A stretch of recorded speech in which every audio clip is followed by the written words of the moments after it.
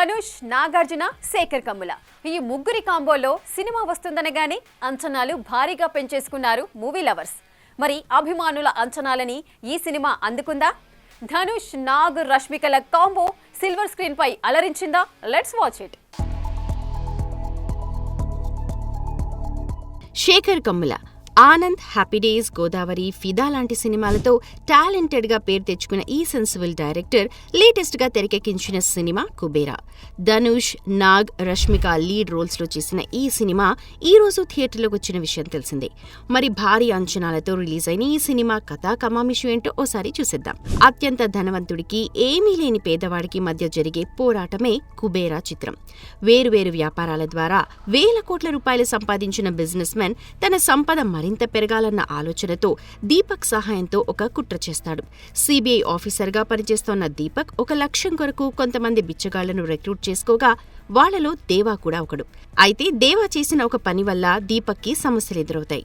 మరి దేవా దీపక్కు ఎలాంటి గుణపాఠం నేర్పాడు? ఒక స్కాండల్లో భాగమైన దీపక్ బిచ్చగాళ్లను రిక్రూట్ చేసుకోవడం వెనుక కారణమేంటి? చివరకు కథ ఎలాంటి మలుపులు తిరిగింది అన్న ప్రశ్నలకు సమాధానమే ఈ కుబేరా సినిమా. ముందుగా ఈ సినిమాలో ధనుష్ చేసిన పర్ఫార్మెన్స్ గురించి మాట్లాడుకోవాలి. తన డైలాగ్స్, నటన టాప్ నాచ్ అనిపించేలా మెప్పించింది. ఒక దశలో ఈ రోల్ కి తను తప్ప మరెవ్వరూ సూట్ కారేమో అనిపించిందంటే ధనుష్ ఏ రేంజ్ లో అద్దరు కొట్టాడో అర్థమవుతోంది. ఇక నాగార్జున ఇదివరకు చేసిన రోల్స్ లో పోల్చితే కంప్లీట్ గా సటిల్డ్ పర్ఫార్మెన్స్ తో ఆకట్టుకోగా కొన్ని సీన్స్ లో సాలిడ్ యాక్టింగ్ తో మెప్పించాడు. ఇక రష్మిక ఉన్న చిన్న రోల్లో ఆకట్టుకోగా జిమ్ సర్బ్స్ విలనిజం కూడా బాగా మెప్పించిందనే చెప్పాలి. ఇక సినిమాకి మరో హీరో దేవిశ్రీ ప్రసాద్. తన మ్యూజిక్, బ్యాక్గ్రౌండ్ స్కోర్ ఒకప్పటి వింటేజ్ దేవిశ్రీ ప్రసాద్ గుర్తు చేసిందనే చెప్పాలి. కొన్ని సీన్స్ స్లో అయినా తన బ్యాక్గ్రౌండ్ స్కోర్ తో ఎలివేట్ చేశాడు దేవి. ఇక editing and screenplay first half కుమ్మేగా, సెకండ్ హాఫ్ కొంచెం స్లో అయిన ఫీలింగ్ కలిగిన ఓవరాల్ గా మంచి మూడ్ నే క్రియేట్ చేశాడు. ఇక సినిమాటోగ్రఫీ ఎక్సలెంట్. ఇక ప్రొడక్షన్ వాల్యూస్ లో సునీల్ నారంగ్ ఏమాత్రం రాజీ పడలేదని చెప్పాలి. అందరికన్నా ముందు మాట్లాడుకోవాల్సింది ఇక శేఖర్ కమ్ముల గురించి. మరోసారి తన సెన్సిబిలిటీస్ కి పదును పెడితే ఎలాంటి కథని డెలివర్ చేయగలడో ప్రూవ్ చేశాడు. ముఖ్యంగా మంచి స్టోరీకి ఎమోషన్స్ ని మిక్స్ చేసి సరైన రిజల్ట్ ని రాబట్టాడు.